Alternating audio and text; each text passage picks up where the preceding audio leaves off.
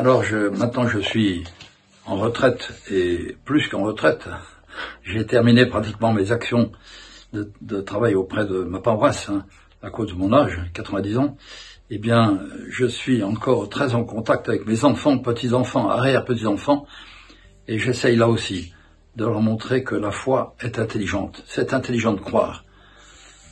Et comme beaucoup sont non pas incroyants, mais un peu loin de l'Église, c'est très important pour moi de pouvoir, dans l'année, plusieurs fois par an, leur envoyer un message écrit, notamment, pour leur montrer qu'il est possible de croire dans un monde un peu déchristianisé actuellement, et que c'est intelligent et joyeux de croire, c'est ça.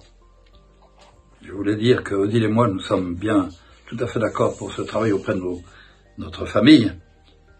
Et comme disait un sage, je reprends sa formule que je trouve très belle, la question fondamentale de notre existence, c'est de savoir si l'on veut accrocher notre vie à une pantoufle ou bien à une étoile.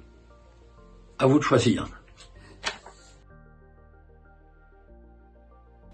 Oui, et c'est très difficile de dire quelque chose parce que, en fait, ça fait longtemps quand même que Jacques est diacre.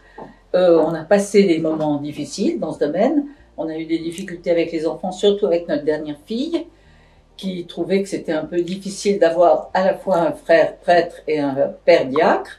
Et puis, donc, pendant un an, Jacques a arrêté. Et après, il nous a dit non, non, vous pouvez y aller. J'avais 14 ans, je ne comprenais pas tout, etc. Voilà, donc maintenant ça va.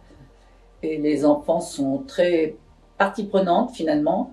La plus difficile dans le cas, dans ce domaine, c'est Claire, l'aînée. L'aînée qui est souvent, qui trouve toujours des choses différentes à dire, des choses. Elle essaye de pousser jusqu'au bout, voilà.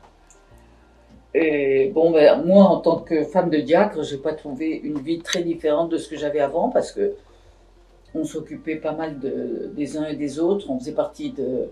On s'était connus d'ailleurs dans les conférences de Saint-Vincent-de-Paul. À l'époque, ça s'appelait comme ça. Et donc, ça faisait partie de notre vie.